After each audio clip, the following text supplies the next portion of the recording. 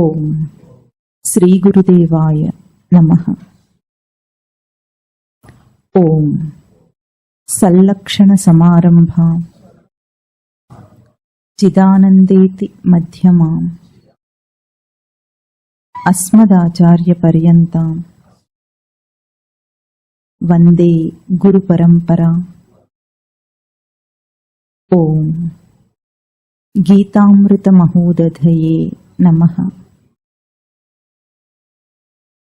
ఓం గీతామృత ఆస్వాద ఆనందాయ నమః.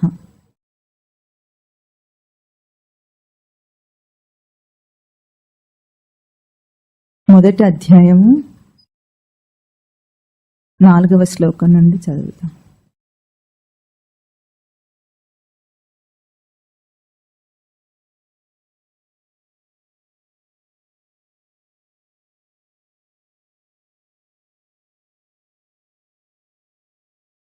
తీసుకున్నారు అందరూ? అత్ర శూరా మహేశ్వాసాః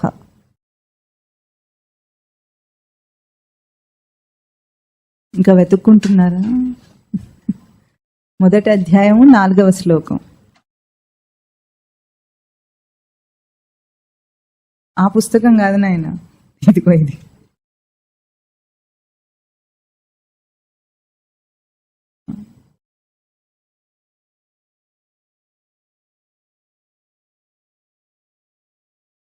అందరూ చూస్తున్నారా?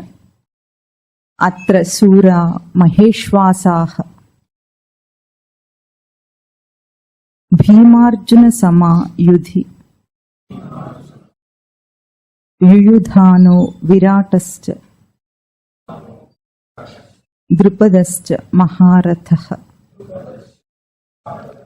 ధృష్టకేతుశ్చేకితానః కాశీరాజశ్చ వీర్యవాన్ పురుజిత్ కుంతిభోజశ్చ శైబ్యశ్చ నరపుంగవః యుధామన్యుశ్చ విక్రాంతః ఉత్తమౌజాశ్చ వీర్యవాన్ సౌభద్రో ద్రౌపదేయాశ్చ సర్వ ఏవ మహారథాః అస్మాకం తు విశిష్టా యే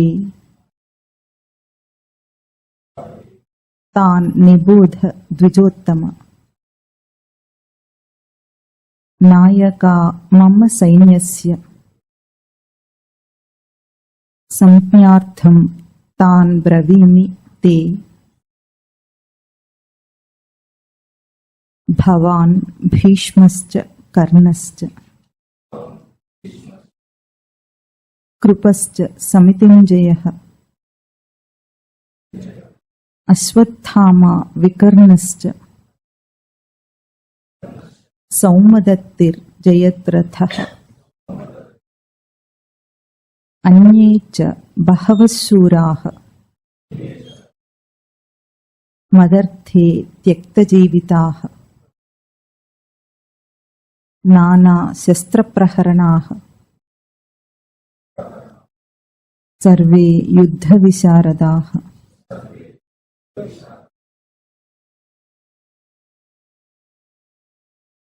ప్రతి మనిషి జీవితంలో విషయ దృష్టికి వివేక దృష్టికి మధ్య జరిగే నిత్య పోరాటము కురు సంగ్రామం.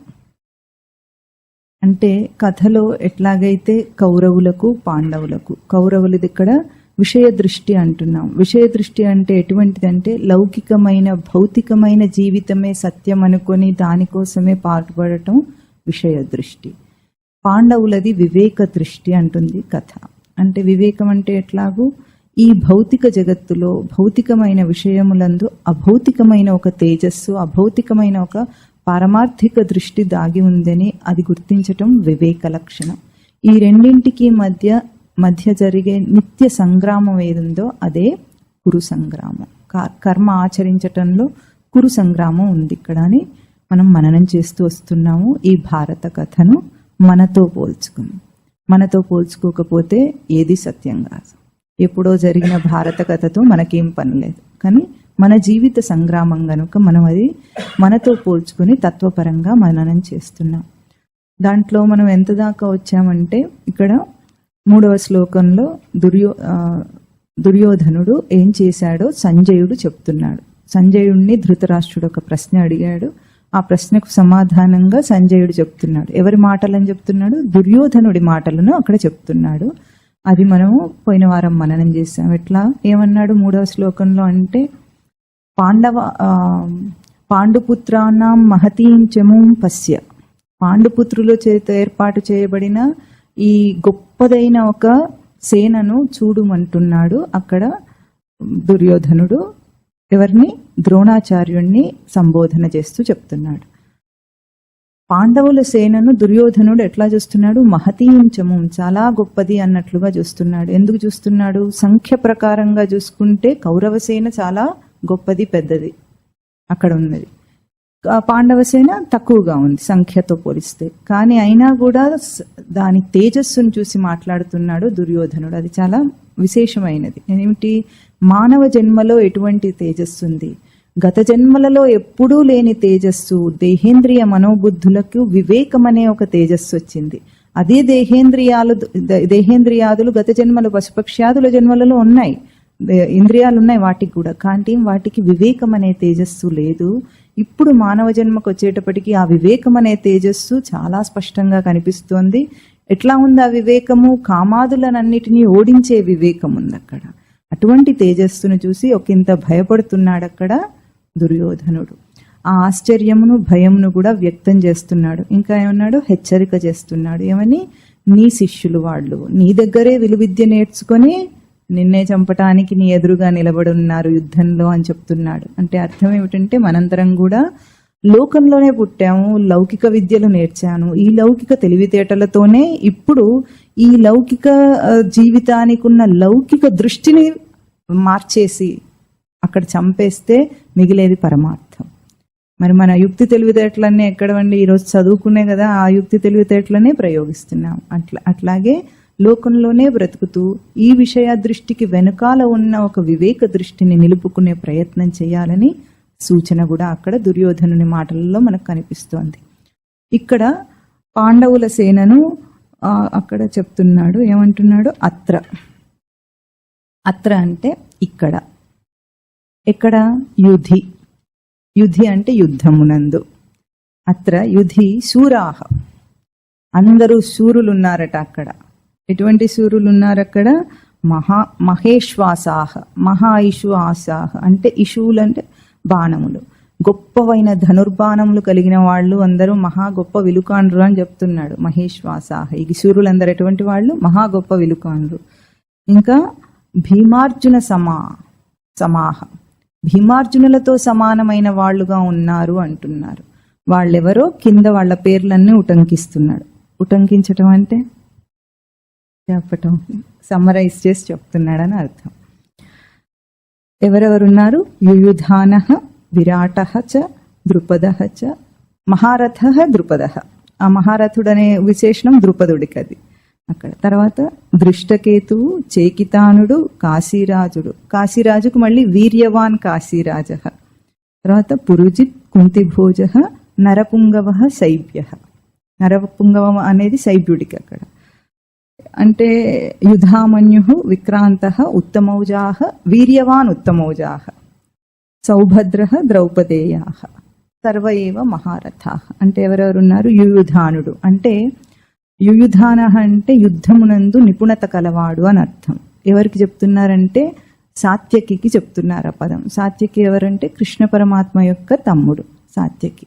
ఆయన పేరు చెప్పకుండా ఇక్కడ ఏం చెప్పారు? ఆయన పరాక్రమాన్ని వివరిస్తున్నాడు. అంటే ఇక్కడ ఏం చేస్తున్నాడు? అభౌతికమైన ఒక పరాక్రమాన్ని చూస్తున్నాడు. ఒక్కొక్క వాళ్ళకు ఒక్కొక్క విశేషణం చెప్పడంలో అర్థం ఏమిటి? భౌతికంగా చెప్పటం లేదు, అభౌతికమైన వాళ్ళ పరాక్రమాన్ని చెప్తున్నాడు. ఇక్కడ సాత్యకి ఎవరు? యుద్ధంలో చేయటంలో నిపుణత కలవాడట. విరాటరాజు. విరాటరాజు మీకు అందరికీ కథ తెలుసు అన్నారు కదా. ఎవరు? అజ్ఞాతవాసంలో పాండవులు విరాటరాజు కొలువులో మారువేషాల్లో ఉన్నారని మనకు కథ చెప్తోంది. అంటే అజ్ఞాతం అంటే ఏమిటి? అక్కడ 12 సంవత్సరాల అరణ్యవాసం తర్వాత 1 సంవత్సరం అజ్ఞాతవాసం చేయాల్సి వచ్చింది పాండవులకు. అలాగే మనందరి జీవితంలో కూడా ఈ లౌకిక దృష్టిని ఎదిరించే ఈ కురు సంగ్రామం, మోక్ష సంగ్రామం చేయాలంటే అంతకు ముందు అజ్ఞాతవాసం చేయాలి. అందుకే ప్రారంభ సాధనలో చాలా గొప్ప నియమాలు ఉంటాయి. ఎందుకుంటాయి అవన్నీ అంటే అజ్ఞాతవాసం, కామాదుల వాసన కూడా తగలకుండా జీవించాలి. అందుకే కఠినమైన నియమాలు ఎవరికి ఉంటాయండి? బ్రహ్మచారికి ఉంటాయి. మొట్టమొదట్లో గురువుని చేరగానే కఠినమైన నియమాలను ఆచరించాల్సి వస్తుంది. అవి కఠినమని లౌకిక పరిభాషలో కఠినమేమి ఉండదు. అది అంటే తను ఏది దేనికి గ్రౌండ్ని ప్రిపేర్ చేసుకుంటున్నాడు, ఏ జ్ఞానాన్ని పొందటానికి చేసుకుంటున్నాడో దానికి ముందుగా అంత నియమాచరణ ఉంటే గాని అది అజ్ఞాతవాసం. మరి పాండవులు ఎంత కష్టపడ్డారు అజ్ఞాతవాసంలో, మనకు కథ చెప్తోంది. అంత నియమబద్ధమైన జీవితం ఉంటేనే జ్ఞానం అందుతుంది. లేకపోతే తెరిచే ఉంది అంత సత్యం, అయినా కనిపించటం లేదు కనుక ఆ అజ్ఞాతవాసం చేయాలి. విరాటరాజు కొలువులో అది చేశారు వాళ్ళు. ఆయన కూడా అక్కడ ఉన్నారట. మహారథ ద్రుపదః చ, మహారథుడైన ద్రుపదుడు ఉన్నాడట.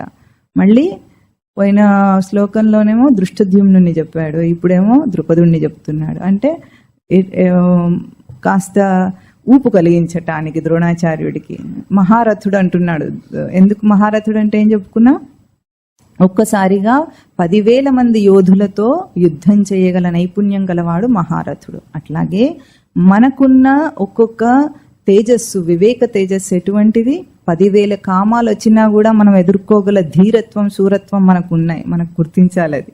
ఇదంతా కూడా మానవ జన్మ, మానవ దేహం యొక్క గొప్పతనం. వీళ్ళందరూ ఎవరో మనం చివరికి చూద్దాం. ధృష్టకేతు అంటే ఇతనెవరు? శిశుపాలుడి కొడుకట కథాపరంగా. చేకితానుడు, కాశీరాజు, వీర్యవాన్ కాశీరాజ అంటే వీర్యవాన్ అంటే తేజస్సు కలవాడని అర్థం. తేజస్సు, శూరత్వం కలవాడని అర్థం. పురుజిత్ అంటే కుంతీదేవి యొక్క సోదరుడట. కుంతిభోజుడు అంటే కుంతి యొక్క తండ్రి.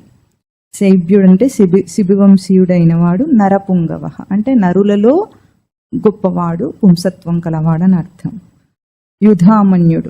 యుధామన్యుడు విక్రాంతుడు, ఉత్తమౌజుడు, వీర్యవాన్ ఉత్తమౌజ అంటే వీళ్ళందరి యొక్క విశేషణాలు. వీర్యవాన్ అంటే చెప్పటంలో ఏం చెప్తున్నారు ఇక్కడ? వాళ్ళందరికీ బాగా గొప్ప తేజస్సు ఉందని చెప్తున్నారు. సౌభద్ర అంటే అభిమన్యుడు. ద్రౌపదేయ అంటే 5 ఉప పాండవులు. ద్రౌపది వలన పాండవులకు కలిగిన 5 ఉప పాండవులు కూడా అక్కడ ఉన్నారు. సర్వ ఏవ మహారథాః, అందరూ కూడా మహారథులే. అంటే అందరూ ఒక్కొక్కటి కూడా 10,000 కామములను జయించగలిగిన తేజస్సు కలిగింది. ఇదంతా ఏమిటంటే ఈ వర్ణన అంతా, ఈ 3 శ్లోకాల్లో ఏ వర్ణన చెప్పారో ఇదంతా కూడా ఏమిటంటే మన మానవ దేహం యొక్క విశిష్టత అని చెప్తున్నారు.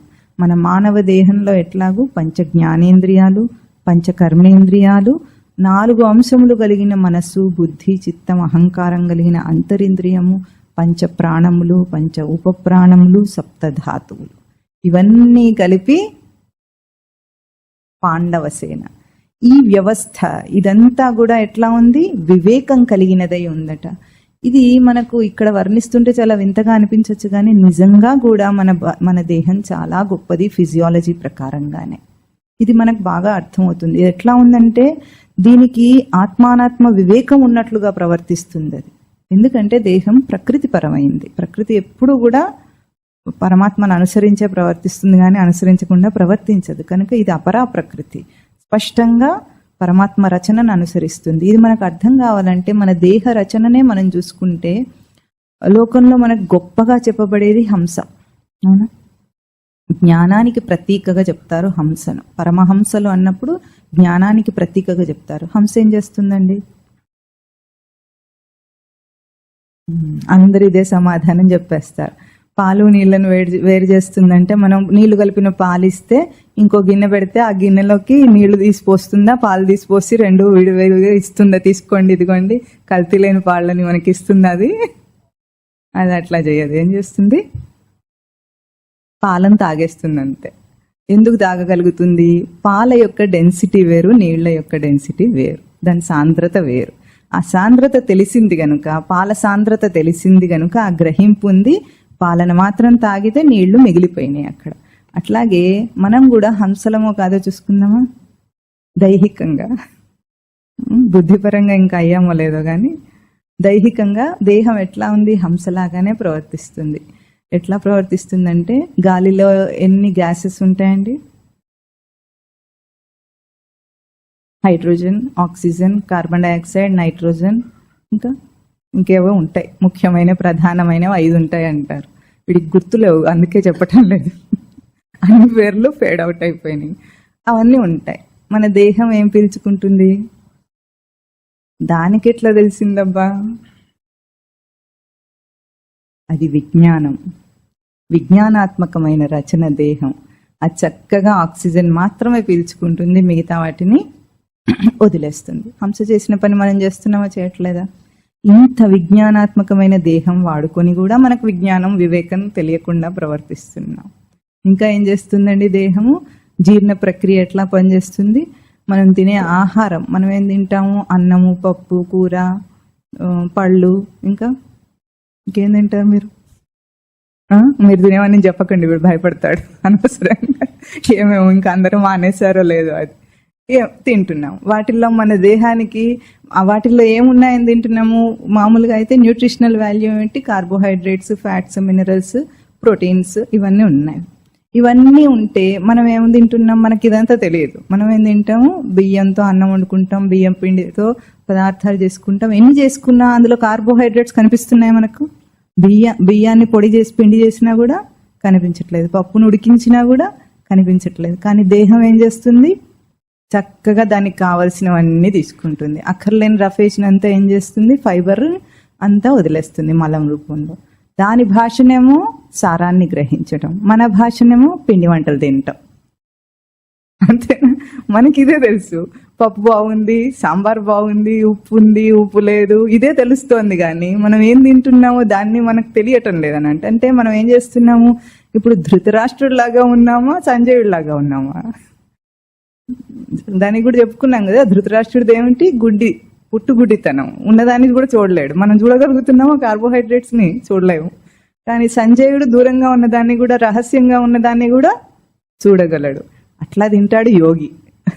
భోగి ఏం చేస్తాడు? రుచుల కోసం తింటాడు. ఆ తర్వాత చెప్పుకుందాం, కింద ముందుకు వస్తుంది భోగం అంటే ఏమిటి. ఇది దేహం కూడా విజ్ఞానాత్మకంగా ప్రవర్తిస్తున్న ఒక వ్యూహబద్ధమైన రచన, చాలా గొప్ప తేజస్సు. దీనికి ఈ జన్మలో, మానవ జన్మలో ఏమొచ్చింది?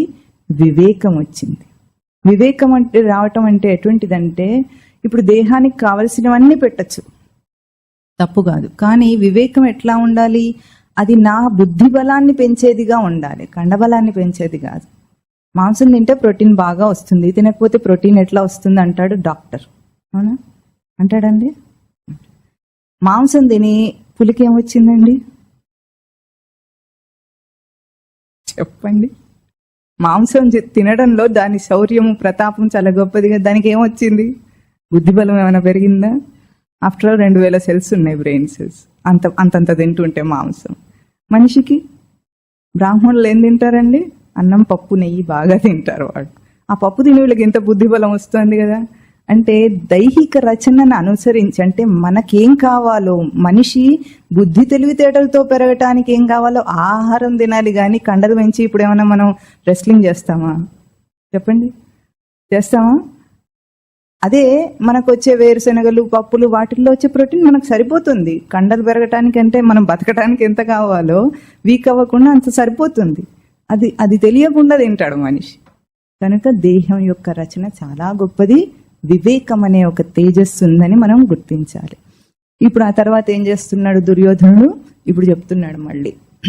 పాండవ సేన గురించి చెప్పి ఊరుకోలేదట. ఇప్పుడు ఏం చేస్తాడు? మన వాళ్ళ గురించి, అస్మాకం, మన వాళ్ళు అంటున్నాడు. మన వాళ్ళు ఎవరో చూద్దాం. ఎవరు? దుర్యోధనుని వాళ్ళు. మన వాళ్ళు అంటే మీ వాళ్ళు కాదు, వీడి వాళ్ళు కాదు. ఏమంటున్నాడు? హే ద్విజోత్తమ అంటున్నాడు మళ్ళీ ఒకసారి. చూడండి, ఒక్కొక్క దాంట్లో ఎంత రహస్యాలు దాగుంటాయి. ద్విజోత్తమ అని సంబోధన చేస్తున్నాడు. తర్వాత ఏమంటాడు? అస్మాకం ఏ విశిష్టాః మమ సైన్యస్య నాయకాః తాన్ నిబోధ తే సంజ్ఞార్థం తాన్ బ్రవీమి చెప్తున్నాడు. ఏమని చెప్తున్నాడు? మన వాళ్లలో కూడా ఎవరైతే గొప్ప ప్రధానమైన వాళ్ళు ఉన్నారో, విశిష్టులైన వారు ఉన్నారో వాళ్ళ గురించి కూడా నీకు చెప్తాను. నీకు తెలియదని కాదు కానీ నీ గుర్తు కోసం చెప్తాను అంటున్నాడు మర్యాదగానే పాపం. చెప్పి ఏమంటాడు, ద్విజోత్తమ అని సంబోధన చేస్తున్నాడు. ద్విజుడంటే బ్రాహ్మణుడు. బ్రాహ్మణులని ద్విజులు అంటారు. ఎందుకంటారంటే రెండవ జన్మ కలవారు అని అర్థం. అక్కడ బ్రాహ్మణులది తల్లి గర్భం నుండి వచ్చింది మొదటి జన్మ. ఉపనయన సంస్కారం అయినప్పుడు రెండవ జన్మ అంటారు. ఎందుకంటారంటే పూర్వపు గుర్తింపును వదిలేసి వాళ్ళు ఒక ఆధ్యాత్మిక సాధన దృష్టితో బ్రతుకుతారు కనుక అది వాళ్ళకు రెండవ జన్మ కనుక వాళ్ళని ద్విజులు అంటారు. ఇక్కడ ద్రోణాచార్యుడిని ద్విజోత్తమ అని ఎందుకంటున్నాడంటే పాండవులకు కౌరవులకు కూడా విలువిద్య నేర్పించింది ఎవరు? ద్రోణాచార్యుడే. కానీ నువ్వు మాకెంతో విద్య నేర్పించుండొచ్చు కానీ నీదేమో క్షాత్ర బలం కాదు, నువ్వు క్షత్రియుడివి కావు, బ్రాహ్మణుడివి అని గుర్తు చేస్తున్నారు అక్కడ. మేమందరం క్షత్రియులం. క్షత్రియుల లక్షణాలు వేరుగా ఉంటాయి, బ్రాహ్మణ లక్షణాలు వేరుగా ఉంటాయి. క్షత్రియులది భుజబలం, బ్రాహ్మణులది బుద్ధి బలం. నీదెంత నీకు విద్య ఉండొచ్చు, నువ్వే మాకందరికి నేర్పించావు కాదని కాదు, కానీ నువ్వు మాత్రం బ్రాహ్మణుడివే అని ఒకసారి గుర్తు చేస్తున్నాడు. అది చాలా గొప్ప విశేషం. ఎందుకంటే ద్రోణ వధ సమయంలో మనం అది చెప్పుకుందాం, ద్రోణాచార్యుని వధ జరిగినప్పుడు ఏం జరిగిందనేది. అట్లా ఒకసారి చెప్తున్నాడు మన వాళ్ళు ఎవరో చెప్తాను అని. ముందేమంటున్నాడు, భవాన్ అంటే మీరు. మన వాళ్ళలో ముఖ్యమైన వాటిలో ముందెవరు? మీరు. ఎవరితో మాట్లాడుతున్నామో వాళ్ళని సంబోధన చేయటం గౌరవప్రదం గనక అన్ని మర్యాదలు తెలుసు పాపం. బుద్ధి ఒకటే బాగలేదు. భవాన్ మీరు, భీష్మ చ కర్ణ చ కృప చ సమితింజయ చ అశ్వత్థామ వికర్ణ చ సౌమదత్తి జయద్రథ.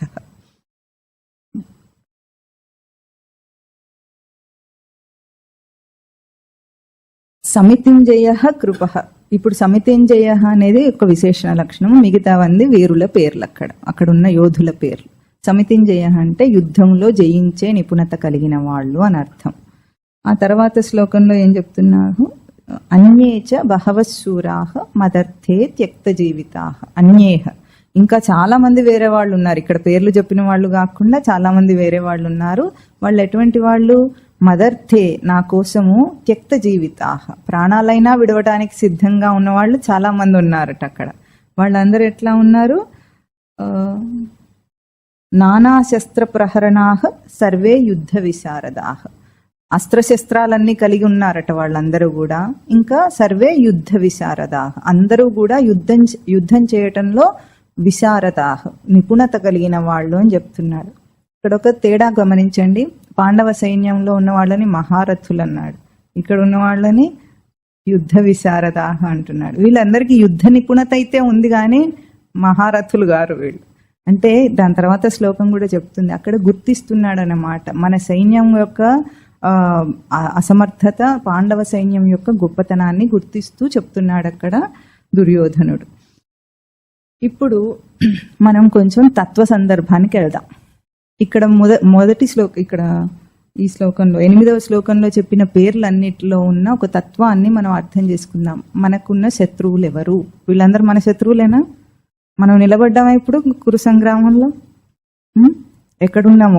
కాసేపు పాండవ పక్షంలో ఉంటాము, టపి మన అక్కడ కౌరవుల్లో ఉంటాము.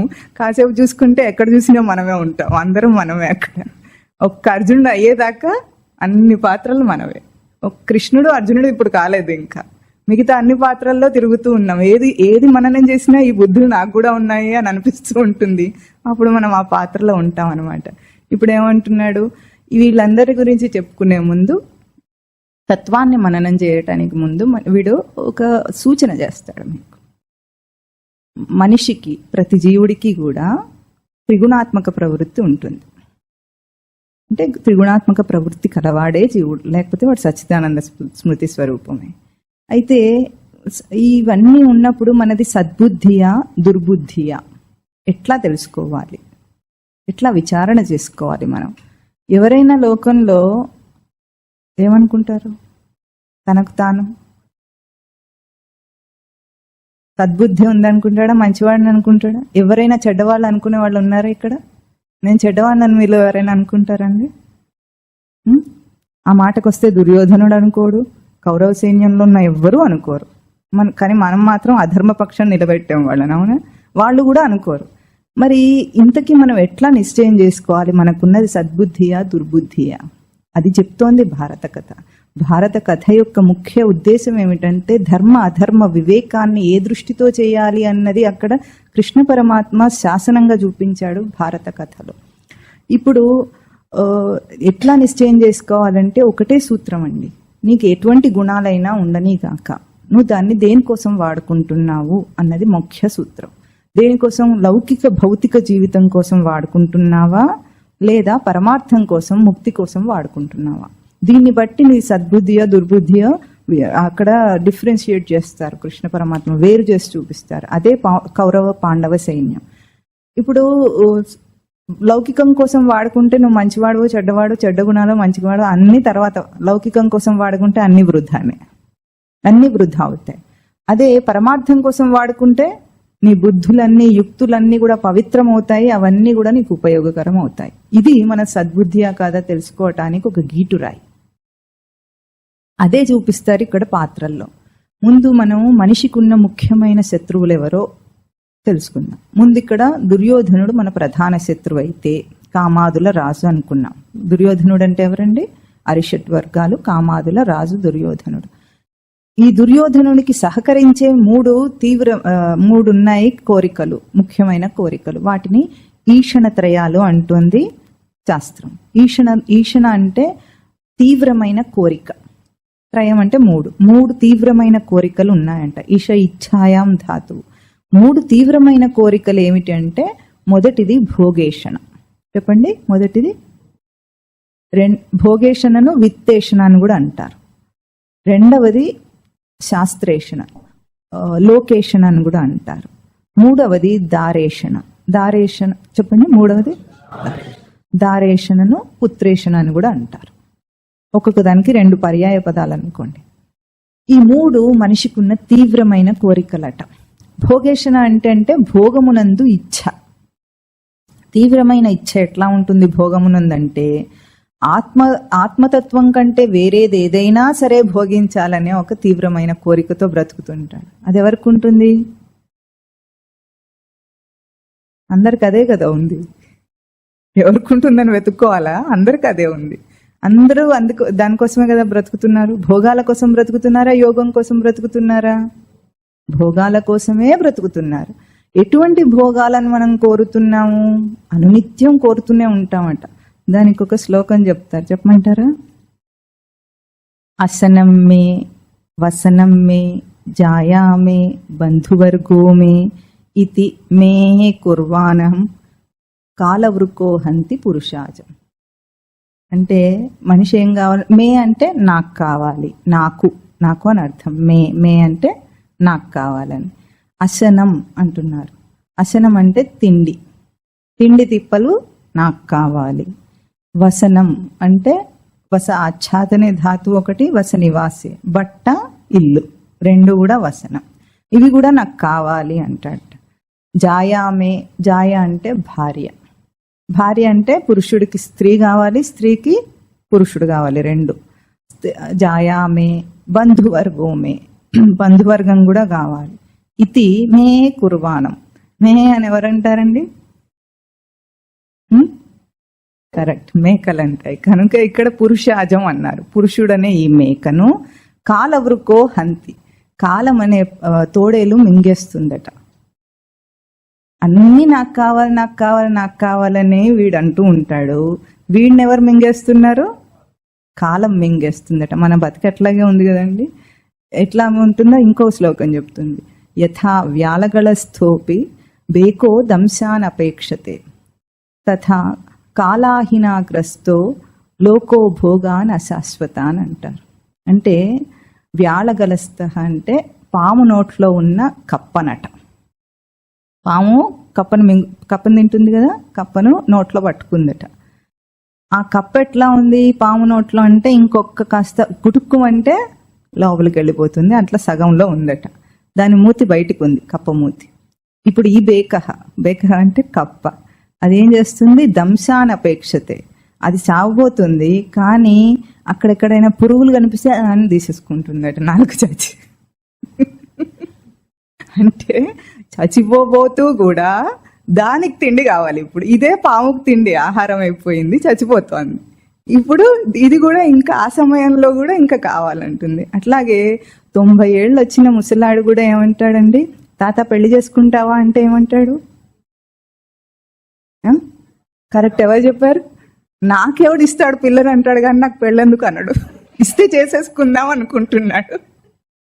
ఇస్తే చేసేసుకుంటారనే కదా అర్థం. నాకెవడు ఇస్తాడంటే నాకు పెళ్ళెందుకు, పెళ్లిలో ఉన్న కష్ట నష్టాలు ఆల్రెడీ అయిపోయినాయి కదా, ఆ చాప్టర్ అయిపోయింది కదా, ఇంకా బుద్ధి రాలేదు.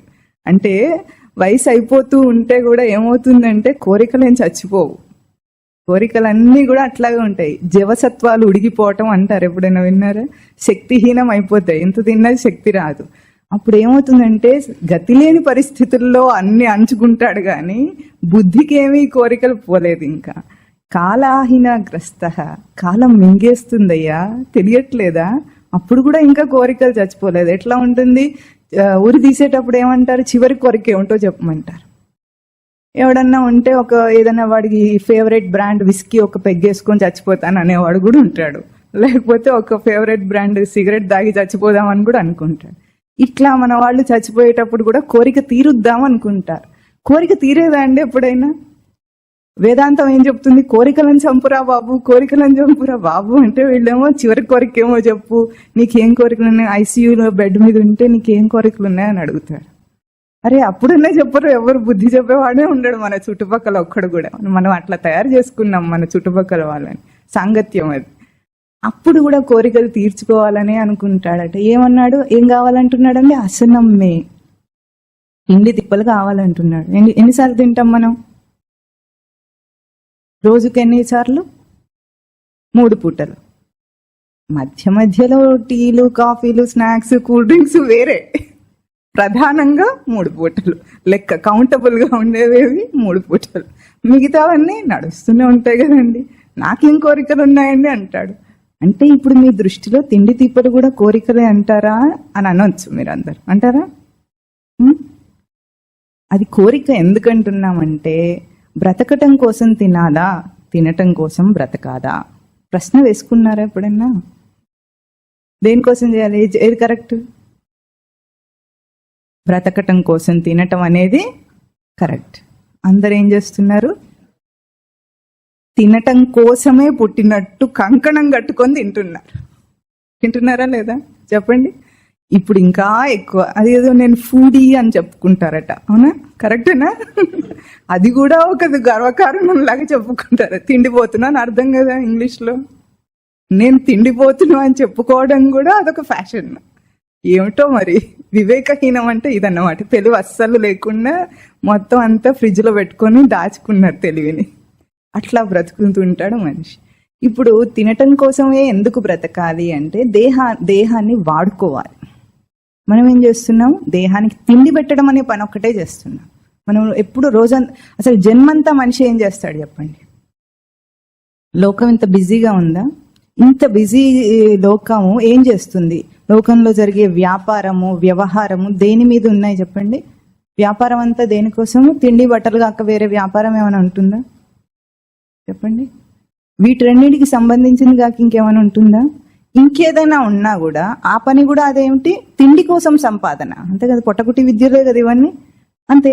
ఇవి కాక వేరే ఏదైనా ఉందా? ఇంత బిజీగా ఇంత గొప్ప వ్యాపారం చేస్తున్నారు, ఇంపోర్ట్లు ఎక్స్పోర్ట్లు అన్ని చేసుకొని ఏం చేస్తున్నారు? అసనమ్మే. ఎంత తింటాడు? తిని తిని తిని తిని ఏమవుతాడు? బ్రతకటం కోసం తిని చచ్చిపోతాడు. వీడి తెలివి చూడండి. బ్రతకటం కోసం తింటే బ్రతకాలి, అది కూడా చేత కాలేదు వీడికి. పోనీ నువ్వు అంత గొప్పవాడివైతే సరే తిను, ఎవరేమనట్లేదు. బ్రతుకు కోసం తిన్నావు, బ్రతుకు చూపించు. చివరికి ఎప్పుడో చచ్చిపోడు, ఇప్పుడే చచ్చిపోతాడు. ఎట్లా? బాగా తినటం వల్ల వీడికి ఏమొస్తున్నాయి? రోగాలు వస్తున్నాయి. అసలు రోగాలు వచ్చేదే బాగా ఎక్కువ తినటం వల్ల. కావాల్సిన దానికంటే ఎక్కువ తిన్నప్పుడే రోగం మొదలవుతుంది. లేకపోతే దేహం చాలా చక్కగా డిజైన్ చేయబడింది, అది బాగా పనిచేస్తుంది, రోగ నిరోధక శక్తి ఉంది దానికి. వీడేం చేస్తాడు? ఆ శక్తిని మించి తింటూ ఉంటాడు. శక్తి వంచన లేకుండా పనిచేయాల్సిన వాడు శక్తిని మించి తినటానికే ఉపయోగించుకుంటుంటాడు. ఇట్లా అసనమ్మే అని చివరికి చచ్చిపోతాడు. కాలవృకో హంతి, కాలం అనే తోడేలు మింగేస్తుంది వీడిని. తక్కువ గుట్కేసిందంటే వీడు పోయాడు అంతే. ఏమైంది ఇప్పుడు? ఇవన్నీ అంత తప్ప అండి? మరి మీరు ఎప్పుడు చూసినా సరే తిండి తిప్పలను, భార్య పిల్లలను, సంసారాన్ని, వృత్తి వ్యాపారాన్ని తిట్టడమే పనిలాగా పెట్టుకొని మాకు హాస్యంగా చెబుతున్నారో తిడుతున్నారో తెలియకుండా చెబుతున్నారు. అదే పని ఆ వేదాంతానికి అంటే ఒక్క విషయం గుర్తించండి తండ్రులారా, ఇక్కడ వేదాంతము తిట్టడానికి చెప్పటం లేదు. మనిషి జన్మ, మానవ జన్మ తేజస్సుతో పోల్చి ఇవన్నీ చాలా చాలా అల్పమైన విషయాలు, చాలా అల్పమైన విషయాలు, గౌణ విషయాలు అంటారు. అల్పంని గౌణం అంటారు. గౌణం అంటే గుణ సంబంధమైన విషయాలని అర్థం. ఈ అల్పమైన విషయాల కోసమే ఎందుకు జీవితం అంతా వృధా చేయాలి? పోనీ తిండి తిప్పలు, వృత్తి వ్యాపారాలు, భార్యా పిల్లలు తప్పు కాదనుకున్నాం, ఇవన్నీ పాపం కాదు. కానీ ఏం చేస్తున్నాయి, ఎందుకు పాపమైనాయి అంటే నీ మోక్షం అనే నీ లక్ష్యాన్ని అవి మింగేస్తున్నాయి కదా. సగరాజ్యం ఎప్పుడైతే దుర్యోధనుడు ధర్మరాజుకి ఇచ్చేశాడో మిగతా సగం లాగేసుకున్నట్లుగా ఈ లౌకిక జీవితమే సత్యం అనుకుని ఈ తిండి తిప్పలు ఈ వీటి కోసమే మనం చేసినప్పుడు జీవితంలో కనీసం కృష్ణరామ అనే తీరిక లేదు కదా. ఎవరికి వచ్చిందండి? ఎవరికైనా తీరికుందా? చిన్నప్పుడు ఆటల్లో బిజీగా ఉంటాడు, కౌమారావస్థలో చదువుల్లో బిజీగా ఉంటాడు, యవ్వన అవస్థలో కామంతో బిజీగా ఉంటాడు, కాస్త పెద్దవాడయి కామం వల్ల వచ్చిన సంసారానికి ఇప్పుడు పోషణలో బిజీగా ఉంటాడు, వృద్ధాప్యం వచ్చిన తర్వాత దేహంతో బిజీగా ఉంటాడు. దీన్ని చూసుకోవడం సరిపోతుంది, దీనికి రోగం రాకుండా మెయింటైన్ చేయటమే సరిపోతుంది. రోగం వస్తే మందులు వేసుకొని మూలుగటం సరిపోతుంది. ఇంకెప్పుడు ఎవరికి తీరిక? మరి ఎవరికి చెప్పమంటారు బోధలన్నీ? ఎవరికి చెప్పాలి? ప్రహ్లాదుడు చెప్తాడు, కౌమార సమయంబున మనీషా గరిష్ఠుండై పరమ భాగవత ధర్మం అనుష్ఠింపవలే. ఎప్పుడు కౌమార దశలో చెప్పాలట, 8 ఏళ్లకి. మనకి 80 ఏళ్ళు వచ్చినా దిక్కులేదు. ఇట్లా అసనమ్మే అంటాడు, ఇది భోగం వీడికి. వసనమ్మే అంటాడు. మళ్ళీ బట్టలు, బట్ట అంటే ఎందుకు కట్టుకుంటాడండి? శరీరాన్ని ఆచ్ఛాదన చేసుకోవడానికి బట్ట కట్టుకోవాలి. వీడు బట్టలు కొనుక్కోవడం కోసమే బ్రతుకుతుంటారు. ఇప్పుడు మనుషులైతే బట్టలు చూపించడం కోసమే బయటికి వెళ్తారు. బట్టల కోసం కాక దేనికోసం అని చేస్తున్నారా చెప్పండి? ఇదేమైనా అతిశయోక్త? నిజంగా లేదా లోకంలో? ఒకసారి వేసుకున్న బట్టలు మళ్ళీ వేసుకోరు ఆడవాళ్ళు. పార్టీలకు వెళ్తే ఇది మొన్ననే కట్టుకున్నాను అంటారు. కట్టుకుంటే ఏమైంది? ఈ మొహం మొన్న ఉంది, ఇప్పుడు కూడా ఉంది కదా, దీన్ని ఏమైనా మారుస్తున్నారా? అదే మొహాన్ని వేసుకొని పార్టీకి వెళ్ళొచ్చు, కానీ అదే బట్టలు కట్టుకొని మాత్రం వెళ్ళకూడదు. చెప్పులు కూడా మార్చేయాలి ఎప్పటికప్పుడు. ఇవన్నీ కావాలి మేమేమే అనుకుంటూ అప్పులు చేసుకుంటూ కూరుకుపోతూ ఉంటాడు. ఇల్లు కట్టుకుంటాడు. ఇల్లు ఎట్లా కట్టుకుంటాడండి? 20 సంవత్సరాలు సర్వీస్ చేసిన తర్వాత బాగా డబ్బు పోగు చేసుకుని పిల్లలు పెళ్లి. అసలు మనిషి పురుషుడు పాపం ఏం చేస్తాడు? సంపాదన అంతా పెళ్లికే. పెళ్లిలో దంభం దర్పం చూపించొద్దు. ఎన్ని సంవత్సరాలు కష్టపడి సంపాదిస్తారు చెప్పండి? ఏ స్థాయి వాళ్ళు ఆ స్థాయికి అంతే చేస్తారా? చేయరా? లక్షాధికారులు అంతే చేస్తారు, కోటీశ్వరులు కూడా అంతే చేస్తారు, ఇంకా తక్కువ వాళ్ళు కూడా అంతే చేస్తారు. వాడి స్థాయికి ఒక 10 సంవత్సరాల సంపాదన అంతా ఖర్చు చేస్తాడు పెళ్లిల్లో, వాడు గొప్పతనం చూపించడానికి. అందరూ ఏమంటారు? పొగిడి వెళ్తారా? వెనకాల ఏం చేస్తారు చెప్పండి? నిజంగా చెప్పండి, నిజాయితీగా. బంధువర్గం ఏం చేస్తారు? వీళ్ళు బంధువర్గం అంతా ఏం చేస్తారండి? చాలా బాగుందని మీ ముందు అంటారు, వెనకాల ఏమంటారు? నిజాయితీగా చెప్పాలి. అందరు అదే చేస్తారా? ఎవరైనా మినహాయింప? వీడి బాగా ఎక్కువ అయింది ఇవన్నీ చేశాడు అంటారు. అనరు? అంటారా అనరా చెప్పండి? అందరు అదే అంటారు. ఎవరు పొగడేవాడు ఎవడు ఉండడు. బంధువులు అంటే ఈర్ష్య అసూయలతో ఉండే దొంగలు, చుట్టాలు దొంగలు అంటాడు ప్రహ్లాదుడు. ఇప్పుడు ఏం చేస్తున్నారు? ఇల్లు కట్టుకుంటాడు. 20 సంవత్సరాలు 30 సంవత్సరాల సర్వీస్లో పోగు చేసిన ధనమంతా పెట్టి ఇంకాస్త లోన్ కూడా తీసుకుని ఇల్లు ప్రాజెక్ట్ మొదలు పెడతాడు. ఎందుకు? రిటైర్మెంట్కి నాకు ఒక ఇల్లు ఉండాలండి అంట. రిటైర్ అయిన తర్వాత ఏం చేస్తాడు? చచ్చిపోతాడుగా తొందరలోనే. చెప్పండి, నిజమా కాదా? వీడు అనకపోతే అంటే చచ్చిపోతాడా? అనకపోయినా చచ్చిపోతారా? అనకపోయినా చచ్చిపోతాడు. వీడేమన్నా అంటలేదు కదా, సృష్టి క్రమం అది. దేహాన్నే వదిలిపోయేవాడికి ఇప్పుడు నీకు అప్పులు చేసి ఇల్లు కట్టుకోవటం అవసరమా? నేను సొంత ఇంట్లోనే పోవాలండి అంటాడు. దేహమే వదిలేసిపోతున్నావు, ఇల్లు సొంతదైతే ఏమిటి, ఐసీయూ అయితే నీకు ఏమిటి, ఎక్కడైతే ఏమిటి చచ్చేదానికి? ఇన్ని కావాలని వీడు మళ్ళీ జాయామే అంటాడు, పెళ్లి చేసుకుంటాడు. ఎట్లా ఉంటాడు? నీకు నేను, నాకు నీవు అంటాడా? నువ్వు నేను ఎప్పుడైనా ఒకటైనా ఇంతవరకు అయినాయా? 50 ఏళ్ళు కాపురం చేసినా సరే ఇప్పుడు అన్నేళ్ళు చేయరనుకోండి, మధ్యలో డైవర్స్ తీసుకుంటారు, అది వేరే విషయం. ఒకవేళ పూర్వకాలం వాళ్ళు ఎవరైనా ఇంకా ఉంటే, పాతకాలం వాళ్ళు ఏం చేస్తారు, 50 ఏళ్ల తర్వాత కూడా ఎవరి అభిప్రాయాలు వారే, ఎవరికి వారే యమునా తీరే. అందరికీ తెలుసు అనుకుంటా, ఎవరికి వారే యమునా తీరే. ఎవరి అభిప్రాయాలు వాళ్ళకే ఉన్నాయి. భార్య భర్త ఎప్పుడు కలవలేదండి ఇంతవరకు, అంత భ్రాంతి. ఏమంటారంటే భార్య ఏమంటుంది, మా ఆయన నన్ను ఎప్పుడూ అర్థం చేసుకోడు అంట. నన్నెవరూ అర్థం చేసుకోరని ఎవరెవరు అంటారు? అందరూ అంటారు. అందరు అదే అంటారు. భార్య భర్తను అదే అంటాడు, భర్త భార్యను అదే అంటుంది. పిల్లలు తల్లిదండ్రిని అర్థం చేసుకోవట్లేదంటారు, తల్లిదండ్రులు పిల్లలను అర్థం చేసుకోవట్లేదంటారు, బంధువులు మమ్మల్ని అర్థం చేసుకోవట్లేదంటారు, ఆఫీస్లోనేమో ఆఫీసర్ని సబార్డినేట్స్ అర్థం చేసుకోవట్లేదంటారు, వీళ్ళ కష్టాలు వాళ్ళకి అర్థం కాలేదంటారు, స్నేహితులు నన్ను అర్థం చేసుకోలేదని అంటారు. ప్రతి ఒక్కరు ఇదే అంటుంటారు. ఎప్పటిదాకా ఇవన్నీ అర్థం కావంటే తనని తాను అర్థం చేసుకుంటే అన్నీ అర్థం అవుతాయి. ఆ ఒక్కటి వదిలేశాడు కనుక ఎవరు వాడిని అర్థం చేసుకోరు, ఎందుకంటే వాడికి వాడే అర్థం కాలేదు కదండి. అందుకనే ఎవరికి అర్థం కాడు వీడు. అందరూ ఇదే సమస్యతో బాధపడుతుంటారు. ఇన్ని కావాలి అని నిర్దాక్షిణ్యంగా దేహాన్ని తన్నేసి పోతాడు, కొంచెం కూడా దాని గురించి ఆలోచించకుండా. ఇప్పుడు కథలో ఈ పాత్ర ఎవరు? ఇది భోగేషణ అనే ఒకనొక ప్రధానమైన శత్రువు మనిషి జీవితంలో. కథలో ఎవరంటే భీష్ముడట. భీష్మ పాత్రను చూసుకొని మనం ఎట్లా ఉన్నామో ఇక్కడ ధర్మాధర్మ వివేకం చేసుకున్నాం. ఇప్పుడు భీష్ముడు ఎటువంటి వాడండి? చాలా ధర్మాత్ముడా కాదా? మనం భీష్ముడు అంత ధర్మాత్ముడమా? అసలు ఆయన ధర్మం ముందు మనం పనికేరాము. అటువంటి ధర్మాత్ముడు, అష్టవసువులలో ఒకడు. అవునా? అయితే ఈ భీష్ముడికి 2 క్యారెక్టరిస్టిక్స్ ఉన్నాయట, 2 లక్షణాలు ఉన్నాయి. ఏమిటంటే భీష్ముడు పాండవ పక్షపాతి, అంటే ఎప్పుడు పాండవుల పక్షమే మాట్లాడతాడు కానీ కౌరవ పక్షం మాట్లాడాడు. కానీ యుద్ధంలో ఏం చేశాడు?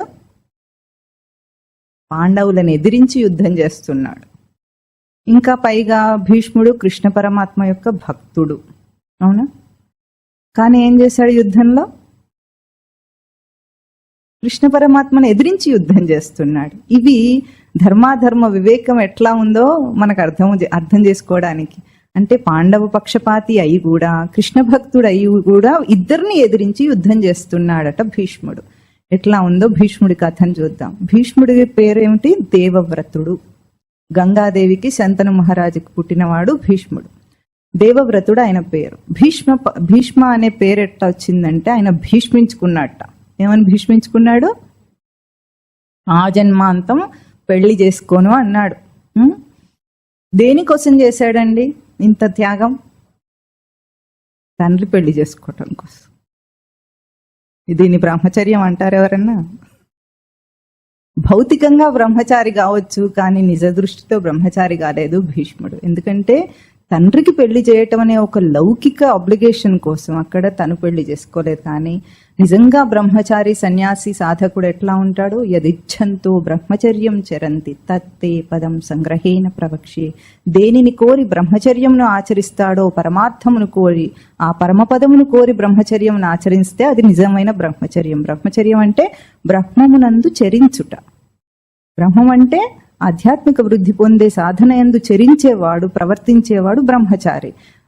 భీష్ముడు భౌతికంగానే బ్రహ్మచారి కానీ ఆంతరంగికంగా బ్రహ్మచారి కాలేదు. అక్కడ ఒక కోరిక ఉంది, తండ్రి ఆ కోరికను తీర్చాలనే కోరికతో చేశాడు గనుక అది అధర్మమైంది, భోగేషణ అయింది. భోగమే అది కూడా. తండ్రికి మేలు చేయాలనుకున్నాడు. తండ్రికి మాత్రం ఏమైనా ధార్మికమైన కోరిక కాదు కదా. ఆ వయసులో ఎవరైనా పెళ్లి చేసుకుంటారా? కనుక భీష్ముడి పాత్రలో ముఖ్యంగా అంత గొప్ప తేజస్సు ఉన్నప్పటికీ కూడా అది లౌకికమైందే అయ్యింది కనుక భీష్ముడి పాత్ర అధర్మ పక్షము భోగేషణ అంటున్నాం. అయితే దీనివల్ల భీష్ముడికి చాలా తేజస్సు వచ్చింది. తెలిసి చేసినా తెలియకపోయి చేసినా కూడా బ్రహ్మచర్యం అనేది చాలా గొప్ప తేజస్సు. మనిషి జీవితంలో అతి నీచాతి నీచమైంది, పశువృత్తి తుల్యమైంది స్త్రీ పురుష సంభోగం. ఎందుకు పశుతుల్యం అంటున్నామంటే మనిషికి తేజస్సు ఉంటుంది, ఆ తేజస్సు ఊర్ధ్వముఖంగా ప్రయాణించాలి. సంభోగంలో ఏమవుతుంది, ఆ వీర్యం కింది నుండి అధోముఖంలో ప్రయోగంలో కలిపోతుంది, అధోముఖం అన్నమాట. అందుకే బ్రహ్మచర్య ప్రతిష్టాయాం వీర్యలాభ అని పతంజలి యోగ సూత్రంలో సూత్రం ఒకటి. బ్రహ్మచర్యమును ఆచరించినప్పుడు మనిషి తేజస్సు పెరిగి అది ఊర్ధ్వముఖంగా పయనిస్తుంది. అభౌతికమైంది అంటే ఇక్కడ భౌతిక వీర్యమును చెప్పటం లేదు, అభౌతికమైన ఒక తేజస్సుని చెప్తున్నాము. కనుకనే బ్రహ్మచారికి చాలా విశేషమైన పాత్ర సాధనలో ఉంటుంది. బ్రహ్మచర్యమును ఆచరించాలి. దీన్ని కూడా మన హిందూ ధర్మశాస్త్రం చాలా గొప్పగా చెప్పిందండి. రామకృష్ణ పరమహంస దానికి మంచి ఉపమానం. ఆయనకి పెళ్లి చేసేసారు, ఆ కాలంలో తొందరగా పెళ్లి చేసేవాళ్ళు కనుక. కానీ ఆయన ఎప్పుడు కూడా శారదామాతను భార్యగా కామదృష్టితో చూడలేదు. ఆయన ఏం చెప్పాడు శారదాదేవికి, ఆధ్యాత్మిక సాధన అనే ఒక ప్రయాణంలో నీవు నేను ఇద్దరం కూడా ప్రయాణికులం కాబట్టి నీ వల్ల నాకు చెడుపు జరగకూడదు, నా వల్ల నీకు చెడుపు జరగకూడదని ఆమెలో ఎప్పుడు కాళీమాతనే దర్శనం చేశాడు రామకృష్ణ పరమహంస. అయితే అందరూ అట్లా ఇప్పుడు కాళీమాతలాగా పూజలు చేయాలంటే ఆయన ఒక గృహస్థ ధర్మాన్ని కూడా చెప్పాడు. ఏమని చెప్పాడంటే మొదటి శిశువు ధర్మ శిశువు. ఎందుకంటే పుత్రోత్పత్తి కోసము సృష్టి రచించిన ఒక ప్రక్రియ సంభోగ క్రియ కనుక దానివల్లనే అవుతుంది పుత్రోత్పత్తి. కానీ అది ధార్మికంగా చేసినప్పుడు, పుత్రోత్పత్తి కోసం మాత్రమే కామం లేకుండా చేసినప్పుడు అది ధర్మ శిశువు, మిగతాది కామ శిశువు. అంటే జీవిత పర్యంతం అదే ప్రక్రియ చేయకూడదు గృహస్థుడు కూడా. పిల్లలు పుట్టిన తర్వాత ఇంకా ప్రక్రియలో పాల్గొనకూడదు అని రామకృష్ణ పరమహంస ముఖ్య బోధనలో ఒకటి. అది అందరు గృహస్థులకు వర్తిస్తుంది. ఇది గృహస్థులకా అది బ్రహ్మచారులకా? ఎందుకు?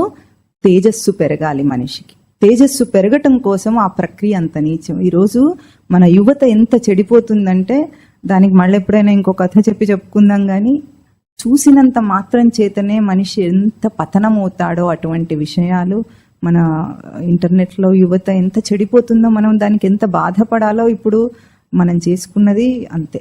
మన తెలివితేటలు అంతకే తీసుకెళ్ళినాయి కాబట్టి అది ఆలోచించాలి మనిషి. కనుక బ్రహ్మచర్యమును ఆచరించిన భీష్ముడికి ఒక గొప్ప వరం ఉంది. దానివల్ల ఏమిటది? ఇచ్ఛామరణం అని ఉంది ఒకటి. శంతను మహారాజు ఒక వరం ఇచ్చాడు. ఇచ్ఛామరణం అంటే తనకై తాను దేహం విడవాలనుకున్నప్పుడే విడుస్తాడు కానీ మరణం తనను సమీపించదు అనేది ఇచ్ఛామరణం అనే ఒక తేజస్సు ఉంది. అయితే ఈ భీష్ముడి కథలో ఇంకా ఎట్లా ఉంది ముందు కంటే, యుద్ధ సమయంలో కృష్ణ పరమాత్మ ఎప్పుడు కూడా మనకు ప్రేరణ చేస్తూనే ఉంటాడు. అట్లాగే భీష్ముడిని కూడా ఏమన్నాడంటే 3వ రోజు యుద్ధం జరుగుతున్నప్పుడు భీష్ముడి దగ్గరికి వెళ్ళి కృష్ణ పరమాత్మ ఒక ప్రస్తావన చేశారు. మీరు పాండవ పక్షం వచ్చేయండి. పాండవ పక్షం వస్తే యుద్ధం ఆగిపోతుంది. భీష్ముడు లేకపోతే యుద్ధం జరగదు. బలం ఎవరిది అక్కడ? భీష్ముడిది, ద్రోణుడిది, కర్ణుడిది, ముగ్గురిదే బలం. కనుక మీరు పాండవ పక్షం వచ్చేయండి అని అన్నాడు. ఎందుకు ఈ ప్రయత్నం చేశాడంటే మనలో ఉన్న దుష్ట గుణాలన్నిటినీ కూడా మనం జయించటానికి 4 ఉపాయాలు చెప్తారు లోకంలో. ఆ 4 ఉపాయాలు ఏమిటి? సామదాన భేద దండోపాయాలు. ఈ 4 ఉపాయాల్లో సామం అంటే సామరస్యంగా మాట్లాడి తెలుసుకోవచ్చు ఏదైనా విషయాన్ని, సామ ఉపాయం. దానం అంటే మనం ఏదైనా ఇచ్చి మచ్చిక చేసుకోవటం. భేదం అంటే చెప్తే విన్నప్పుడు భేదోపాయం చేత, యుక్తి చేత మనం సాధించటం. దండోపాయం అంటే పిల్లల్ని కొట్టినట్టుగా 2 మాటలు తిట్టి గాని కొట్టి గాని లొంగ తీసుకోవటం. మన గుణాలను కూడా మనం ఈ 4 ఉపాయాలతో కూడా మన గుణాలన్నీ మార్చుకోవాలని అక్కడ నీతి. ఇక్కడ సామోపాయాన్ని ప్రయోగించారు ముందు పరమాత్మ. నువ్వు పాండవ పక్షం వచ్చేయి అన్నాడు. వచ్చేయంటే ఇప్పుడు మరి కృష్ణ పరమాత్మ భక్తుడు కదండి, కృష్ణుడు చెప్పిన మాటకు ఎదురు చెప్పొచ్చా? భక్తుడైతే భగవంతుడి మాట వినాలి కదా. కారణాలు చెప్పుకుంటూ కూర్చుంటారా? అట్లా ఊరుకోలేదు. మనలాగానే స్వామి ఏం చెప్పినా సరే, గురువు ఏం చెప్పినా మన కారణాలు మనకు ఉంటాయి. We have our own reasons అన్నిటికీ కూడా. ఎంతన్నా చెప్పండి అని. అట్లాగే భీష్ముడు కూడా కారణం చెప్పాట. ఏం చెప్పాడంటే నేను హస్తినాపుర సామ్రాజ్య సింహాసనానికి కట్టుబడి ఉన్నాను ఆ జన్మాంతం అన్నాడు. దుర్యోధనుడు ఉప్పు తింటున్నాను కనుక నేను పాండవ పక్షం రాలేను అన్నాడట. ఉప్పు కథ ఇది. ఇప్పుడు మనం ఈ ఉప్పు కథని విచారణ చేద్దాం. దుర్యోధనుడు ఉప్పు తింటున్నాను అన్నాడు. హస్తినాపుర సామ్రాజ్య సింహాసనం ఎవరిదండి న్యాయబద్ధంగా? ధర్మరాజుది. ధర్మరాజు జాలి పడితే దుర్యోధనుడికి సగం ఇచ్చాడు. ఇప్పుడు మొదట హక్కు ధర్మరాజుది. ఉప్పు ఎవరిది ఇప్పుడు? ధర్మరాజుది. రెండో సగం తీసేసుకున్నాడు మోసం చేసి, కనుక ఆ ఉప్పు ఎవరిది? ఎవరిదండి? ధర్మరాజుదే. అసలు వాడికి అర్హత ఉందా తీసుకోవడానికి? లేదు. లాక్కున్నాడు, అది తీసుకున్నాడు అంతే. అంటే సూది మనం మోపినంత కూడా ఇవ్వనన్నాడు. ఆ తర్వాత చెప్పుకుందాం ఎందుకన్నాడు ఆ మాట, మనం ఎట్లా చేస్తాము అది. అంటే ఈ ఉప్పు అసలు ఎవరిది? ధర్మరాజు ఉప్పు. ఉప్పు ధర్మరాజుదై ఉంటే దాన్ని సరిగ్గా విచారణ చేయలేక నేను సింహాసనానికి కట్టుబడి ఉన్నానన్నాడు. కానీ ఆ సింహాసనం మీద ఉన్నవాడు మోసం చేసి ఉన్నాడు, కానీ నిజంగా లేడు కదా రారాజు, నిజమైన అర్హుడు కాదు కదా. ధర్మరాజు కట్టుబడి ఉండటం న్యాయం. అక్కడ ధర్మపరంగా ఉన్నది ధర్మరాజు, సింహాసనము రాజ్యము కూడా ధర్మరాజుది. ఆ న్యాయం చూసుకున్నా కూడా ఉప్పు ధర్మరాజుది. అసలు దుర్యోధనుడికే ఉప్పు లేదు అక్కడ. ఆ ఉప్పు దీన్ని నేను కట్టుబడి ఉండటం ఏమిటి? అంతేనా? ఇంకా ఏమన్నాడు? ధర్మరాజు పెద్దవాడా దుర్యోధనుడు పెద్దవాడా కథలో? పెద్దవాళ్ళ దగ్గర ఉండడం న్యాయం కదా. అట్లా చూసుకున్నా కూడా ధర్మరాజుతో ఉండాలి కానీ దుర్యోధనుడితో ఉండకూడదు. కానీ ధర్మాధర్మ వివేకానికి శక్తి సరిపోలేదు అక్కడ, వివేకం సరిపోలేదు భీష్ముడికి. అందుకే అధర్మ పక్షం ఉన్నాడు. భక్తుడైనా పక్షపాతమే ఉన్నా కూడా ధర్మపక్షం నిలబడి యుద్ధం చేస్తున్నాడు.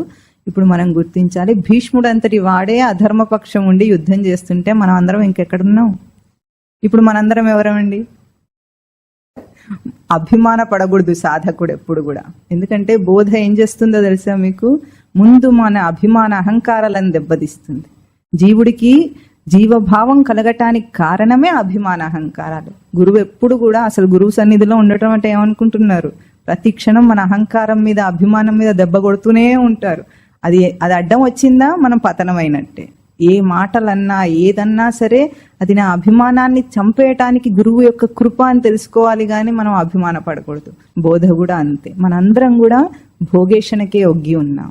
ఈరోజు కురు సంగ్రామంలో మనం కౌరవ పక్షం ఉన్నాం, కానీ అందరూ సంసార పక్షం ఉన్నారా, సాధన పక్షం ఉన్నారా? అంటే ఎవరి పక్షం అది? కౌరవ పక్షమా పాండవ పక్షమా? మొదటి రోజు మీరు అందరూ ఏమన్నారు? ఎక్కడ ఉంటానన్నారు? మారదామా మరి? ఏం పోలేదు. ఇప్పుడు ఆ మారటం కోసమే మనం ఈ యుద్ధం చేస్తున్నాం. ఈ విచారణ అంతా కూడా మనం చేస్తున్న యుద్ధమే. ఎట్లా మార్చాలి అంటే అదే భీష్ముడి కథలో మార్పు ఎట్లా వస్తుందో కూడా మనకు తెలుస్తుంది. ఎప్పుడైతే అర్జునుడి శరములకు గాయపడిని అంపశయ్య మీద పడిపోయాడు. అంపశయ్య అంటే బాణాలు పేర్చి దాని మీద పడుకోబెట్టారని అర్థం కాదు. అర్జునుడు 2 అంగుళాల దూరంలో మొత్తం దేహం అంతా కూడా బాణాలు దించేశాడు భీష్ముడికి. అది భీష్ముడు ప్రీతిపూర్వకంగా ఒప్పుకున్నాడు. అది మనకు తెలియాలి. అర్జునుడి చేతిలో గాయపడడానికి, హతం అవ్వడానికి భీష్ముడే ఉపాయం చెప్పి మరి ఒప్పుకున్నాడు. అట్లాగే మన భోగేషణ కూడా చాలా గొప్ప విశేషం. ఎప్పుడు మార్పు వచ్చింది భోగేషణ అంటే భీష్ముడికి కథలో? అంటే అంపశయ్య మీద ఉన్న తర్వాత కూడా ఎప్పుడైతే దుర్యోధనుడు చనిపోయాడో ఆ తర్వాత పవిత్రతను పొంది వెంటనే కృష్ణ పరమాత్మను స్మరణ చేశాడట. అప్పుడు కృష్ణ పరమాత్మ ధర్మరాజుకు చెప్తాడు, వెంటనే పద భీష్ముడు నన్ను తలుచుకుంటున్నాడు అని. అక్కడికి వెళ్ళి అప్పుడు ఈ విష్ణు సహస్రనామం అంతా కూడా మనకు అప్పుడు అక్కడ చెప్పిందనమాట. అంటే ఎంత గొప్ప తేజస్సు భోగేషణకుంది. దేహేంద్రియ మనోబుద్ధులతో మనం భోగిస్తున్న ఆ భోగేషణకు ఎంత గొప్ప తేజస్సు ఉందంటే, కేవలం దుర్యోధనుడి పక్షం వదిలేస్తే, ఆ కామం కోరిక ప్రభావం వదిలేస్తే చాలా గొప్ప తేజస్సు మనందరి భోగం కూడా. ఎట్లాగంటే అప్పుడు రాజనీతి బోధిస్తాడట ధర్మరాజుకు. చాలా గొప్పగా ఉంటుంది ఆ రాజనీతి కూడా, ధార్మికంగా ఉంటుంది. అంటే మనమందరం కూడా ఆ తేజస్సు కలవాళ్ళమే కదా. ఇప్పుడు ఎట్లా మార్చాలి దీన్ని అంటే, భోగం అంటే తీవ్రమైన ఇచ్ఛ. భోగేషణ అంటే తీవ్రమైన ఇచ్ఛ. తీవ్రమైన ఇచ్ఛ ఇప్పుడు ఎప్పుడైతే పవిత్రమవుతుందో, అంటే కామం యొక్క ప్రభావం పోతుందో, ఆ పవిత్రమైంది ఇప్పుడు మోక్షేచ్ఛగా మారుతుంది. అదే క్వాలిటీస్ని, మనకి ఏ గుణాలు ఉన్నాయో ఇప్పుడున్న గుణాలన్నిటినీ కూడా ఏం చేయాలి, అవే క్వాలిటీస్ని మోక్షం కోసం, సాధన కోసం వాడుకోవటం మనిషి తేజస్సు. మన దేహేంద్రియ మనోబుద్ధులన్నీ కూడా మనకు సహకరిస్తాయి. అప్పుడు ఎట్లా సహకరిస్తాయి? పవిత్రమై సహకరిస్తాయి. సృష్టి అంతా సహకరిస్తుంది. ఎట్లా? అప్పుడు ఎప్పుడు ఎట్లాగైతే భీష్ముడి లోపల పరివర్తన వచ్చిందో మన లోపల కూడా అటువంటి పరివర్తన వస్తుంది. ఎప్పుడు ఏం చేస్తాము? తీవ్రమైన కోరిక మోక్షం మీద కలుగుతుంది. అప్పుడు ఎటువంటి సాధన చేస్తాడు అంటే తను ప్రీతిపూర్వకంగా ఇవన్నీ కూడా వదిలేస్తాడు. ఎట్లా వదిలేస్తాడు? నియమాచరణ అంటే ఏమిటండి? కట్టుబడి ఉండటం అని అర్థం. ఎవరికి కట్టుబడి ఉంటాం? తనకు తాను కట్టుబడి ఉంటాడు. తనకు తాను కట్టుబడి ఉండటం అక్కడ కావాలి. అంటే భీష్మ, ద్రోణ, కర్ణ పాత్రలు 3 కూడా మనకు అదే నీతిని బోధిస్తున్నాయి. అంటే ఎప్పుడైతే ఇప్పుడు సామోపాయం చేత అంటే సామరస్యంగా మనం మారిపోయాం అనుకోండి, అప్పుడు జీవితంలో కష్టాలే రావు అసలు. కానీ ఆ మార్పు జరగనందుకే ఇప్పుడు కృష్ణ పరమాత్మ 3 పలకరిస్తాడు, ఇటు వచ్చేయమని, పాండవ పక్షం వచ్చేయమని. అది మళ్ళీ ద్రోణాచార్యుడి కథలో మనం చెప్పుకుందాము, కర్ణుడు, ద్రోణుడు వాళ్ళ పాత్రల్లో అవేమిటో చూద్దాం. కానీ అందరినీ రమ్మంటాడు. అంటే బోధ చేత తెలుసుకోవటం బుధుల లక్షణం. బోధ అంటే ఏమిటంటే ఇప్పుడు ఒక మంచి మాట విన్నాం, వెంటనే ఆచరించేవాడు ఉంటాడు. ఆచరించేవాడు ఎట్లా ఉంటాడు? వెంటనే మార్పు వచ్చేస్తుంది వాళ్ళ లోపల. కాకుండా అట్లాగే విని కూడా నిర్లక్ష్యం చేస్తే ఏమవుతుంది? మనకు లోపల నిజంగానే ప్రేరణ ఉంది. ఎట్లాగంటే లోపల మనకు పరమాత్మ ప్రేరణ ఎప్పుడైతే అన్యాయాలు అక్రమాలు చేస్తుంటాడో వాళ్ళందరికీ తెలియదు అనుకుంటారా మీరు? తెలుస్తుంది. అబద్ధం ఆటప్పుడు పోయి మనం అంత అన్యాయాలు అక్రమాలు చేయట్లేదని అనుకుందాం. లోపల అబద్ధం ఆడారనుకోండి, లోపల తెలుస్తుందా తెలియదా? గిల్టీ కాన్షియస్నెస్ అంటారా, అది ఉంటుందా ఉండదా? అదేమిటండి? దేనివల్ల తెలుస్తుంది? అది పరమాత్మ యొక్క ప్రేరణ, బోధ ఎప్పుడూ ఉంది. మనం నిర్లక్ష్యం చేసేస్తాం దాన్ని. ఎట్లా అంటే మన ఓర్పు ఎట్లా, మన ఓర్పుకి ఒక సాధకుడు ఓర్పుకి ఏం తేడా ఉంటుందో ఒక శ్లోకం చెప్తారు. క్షాంతం న క్షమయా గృహోచిత సుఖం త్యక్తం న సంతోషతః సోఢో దుస్సహ శీతవాత తపన క్లేశః న తప్తం తపః ధ్యాతం విత్తమహర్నిశం న శంభోః పదం తత్తత్ కర్మ కృతం యదేవ మునిభిః తైస్తైః ఫలైః వంచితాః అంటారు. అంటే క్షాంతం న క్షమయ, మనిషి ఓర్పు లేనివాడు కాదు. ఇప్పుడు లోకంలో బ్రతకాలంటే ఓర్పు కావాలా వద్దా చెప్పండి? అసలు తల్లిదండ్రులకు ఉన్న ఓర్పు ఎవరికన్నా ఉంటుందా? పూర్వమన్నా తల్లిదండ్రులది పై చేయి ఉన్నప్పుడు ఇంత ఓర్పు అక్కర్లేదేమో కానీ ఇప్పుడు పిల్లల్ని పెంచాలంటే ఎంత ఓర్పు కావాలి? వాడికి గట్టిగా ఒక మాట చెప్పాలంటేనే వీడు గడగడలాడుతుంటాడు. ఎందుకంటే వీడు నన్ను చంపుతాడో వాడు చచ్చిపోతాడో తెలియదు, అంత సెన్సిటివ్గా పెంచుతున్నారన్నమాట. దీనికి కూడా ఒక అది మనం వచ్చే వారం చెప్పుకుందాంలేండి. ఇప్పుడు కథ చెప్తే టైం అయిపోతూ ఉంటుంది కథలు చెప్పుకుంటుంటే. అంటే క్షాంతం న క్షమయ, ఓర్పు ఉంటుందట కానీ క్షమ కాలేదు. క్షమ అంటే ఏమిటంటే పారమార్థికమైన ఓర్పు. తితిక్ష అని మీకు సాధన చతుష్టయ సంపదలో చెప్పారు. తితిక్ష అంటే ఏమిటి? పారమార్థికమైన ఒక ఓర్పు. అది కాలేదట. ఎందుకు? మనం ఏం చేస్తున్నాము? గృహోచిత సుఖం త్యక్తం. లోకంలో బ్రతకటానికి ఇప్పుడు మనిషి పెద్ద పెద్ద రాజకీయ నాయకులు, సైంటిస్టులు, వ్యాపారవేత్తలు ఉన్నారు. వాళ్ళు పాపం ఎన్ని త్యాగాలు చేస్తుంటారండి. గృహోచిత సుఖం అంటే ఇప్పుడు భార్య పిల్లలతో షికార్లకు వెళ్ళటం అవన్నీ ఉంటాయా బిజీ పర్సనాలిటీస్కి? చెప్పండి, ఉండవు. ఎంత కష్టం వాళ్ళకి, అసలు ఎంత బిజీగా ఉంటారంటే సంపాదించింది భోగించే అంత ఓపిక కూడా టైం కూడా ఉండదు వాళ్ళకి. అవునా? గృహోచిత సుఖం త్యక్తం. ఎట్లా? క్యాంపులకు వెళ్ళాలి, మళ్ళీ ఊర్లలో తిరుగుతుంటే వసతులు ఉండవు. ఎట్లా ఉన్నా సరే అన్నిటికీ ఓర్చుకుని వాడు పనిచేస్తాడా లేదా? చేస్తాడా? కానీ ఇదంతా కూడా దేనికోసం? క్షాంతం న క్షమయ. ఇక్కడ ఓర్పుని అక్కడ అభ్యాసం చేయట్లేదట. ఓర్పు అంటే పారమార్థికమైన ఓర్పుని అభ్యాసం చేయట్లేదు, లౌకికం కోసం చేస్తున్న భ్రాంతి త్యాగం ఇదంతా కూడా. ఇంకా ఏం చేస్తాడు? గృహోచిత సుఖం త్యక్తం న సంతోషతః సోఢో దుస్సహ శీతవాత తపన క్లేశః. అంటే ఎండనక వాననక వేడనక ఎట్లా మనుషులు బయట పనిచేస్తున్నారండి, తిరుగుతున్నారా లేదా? ఎట్లాంటి సీజన్ అన్నా ఉండని. ఇప్పుడు అమెరికాకి వెళ్తారు, చాలా సుఖంగా ఉంటుంది అనుకుంటున్నారా? ఎట్లా ఎండమావుల్లో సుఖంలాగా ఉంటుంది, దూరం ఉన్నవాడికి సుఖంగానే ఉంటుంది, అందులో ఉన్నవాడికి. ఒక వాళ్ళకి ఎవరినో ఇట్లా అడిగారట, అమెరికాలో కష్టాలు ఉండవా అని అడిగారట ఎవరు. అంటే అమెరికాలో ఇండియాలో ఉండే కష్టాలు ఉండవండి అన్నట్ట. ఓ అంటే చాలా బాగుంది కదా అనుకున్నాడు. కానీ అమెరికాలో ఉండే కష్టాలు ఉంటాయి అన్నట్టు. అంటే ఇండియా కష్టాలు ఉండవు కానీ అమెరికా కష్టాలు అమెరికాలో ఉంటాయి. అదేమన్నా సుఖం, అక్కడ సుఖమే ఉందని ఎవరైనా చెప్పారా? స్వర్గంలాగా ఊహించుకోవటం కాకపోతే అదేమన్నా సుఖంగా ఉంటుందా? అక్కడ ఎట్లా ఉంటుందండి, ఎప్పుడు చూసినా మంచు కురుస్తూ ఉంటే కొన్ని ప్రాంతాల్లో వీళ్ళు ఇంట్లో ఉన్న బయట ఉన్న ప్యాక్డ్గా ఉండాలి, కృత్రిమ ఏసీల్లో ఉండాలి. అప్పుడు ఎట్లా ఉంటుంది, మొత్తం అంతా రక్తనాళాలు చిట్లిపోతుంటాయి అంత కృత్రిమ ఏసీల్లో బ్రతికితే. అసలు ఎప్పుడు సూర్యుడు మొహమే చూడరు వీళ్ళు, డి విటమిన్ లోపం వస్తూ ఉంటుంది. ఇలాంటి దుస్సహ శీత వాత తపహ, ఇంత చలిని ఓడ్చుకుంటాడు. మళ్ళీ ఇంకెక్కడైనా ఎండ ప్రాంతాల్లోకి వెళ్తే ఓడ్చుకోడా?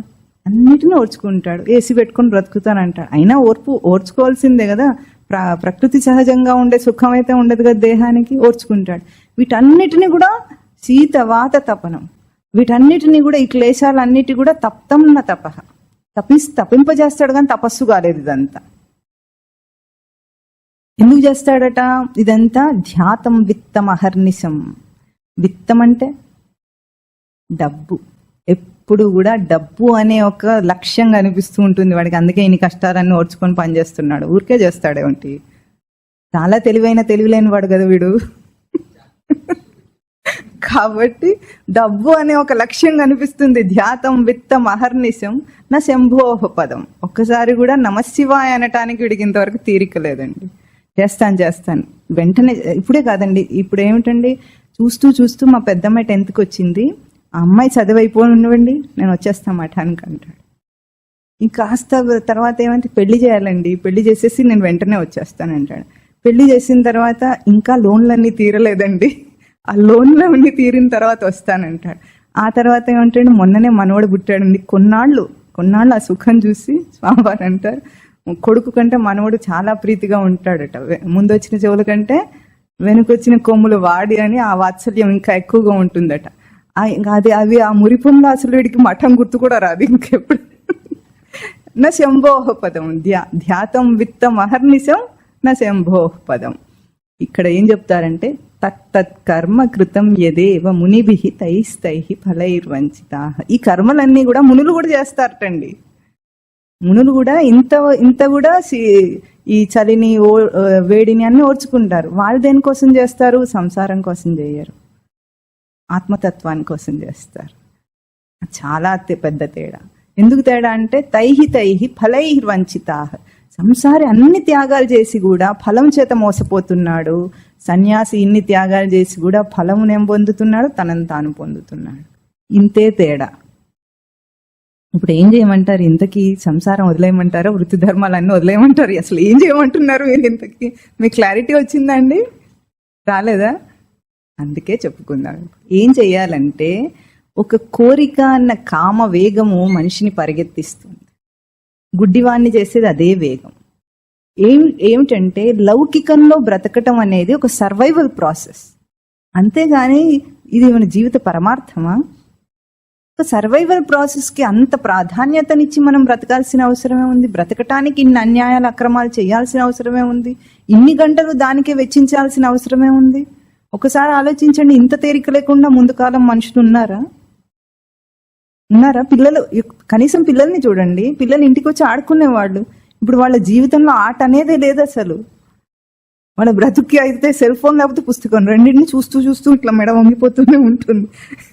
ఆ మెడని ఇట్లా లేవాలంటే మనం ఇక్కడ కాలర్ పెట్టాలి వాడికి. అట్లా అయింది వాడి బతుకు. ఎందుకు? మంచి ఉద్యోగం రావటం కోసం. ముందు ఇప్పుడు ఇంత చదువు చదివి, ఇందాకనే లిఫ్ట్ లో చెప్తున్నారు, ఇంటెలిజెన్స్ ఉంది కానీ కామన్ సెన్స్ లేదట మనుషులకి. ఇంటెలిజెన్స్ ఉండే ఏం లాభం కామన్ సెన్స్ లేనప్పుడు? అట్లా ఉందా ముందు? మరి ఇప్పుడు పరిగెత్తి ఇంత ఇంటెలిజెంట్ అయిన వాడు ఏం చేశాడు? సృష్టిని సర్వనాశనం చేసి కూర్చున్నాడు, లోకాన్ని సర్వనాశనం చేసి కూర్చున్నాడు. వీడి తెలివి ఏం చేసింది?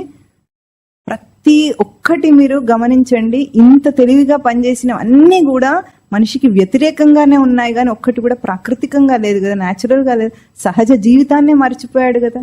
ఇది వదిలేయండి అంతే. సాధన అంటే ఏమిటంటే, లౌకిక దృష్టి సత్యము, ఈ జీవితం సత్యం అనుకునే ఒక భావన తీసేయాలి. ఇది సత్యం కాదు, ఇది ఒక సర్వైవల్ ప్రాసెస్. పెళ్లి చేసుకున్నప్పటికీ కూడా పెళ్లి అనేది ఎట్లా ఉంటుంది, ఒకరికొకరు సహాయపడటానికే ఉంది కానీ కామభోగంతో ఇద్దరు చచ్చిపోవడానికి లేదు అక్కడ. అంతేగాని పిల్లల్ని పెంచినా కూడా వ్యామోహంలో బంధంలో పడటానికి కాదు. ఇంత పెంచితే పిల్లలు ఏం చేస్తారండి, చివరికి నాకేం చేసావని అడుగుతారు. అందరు అడుగుతారా అడగరా?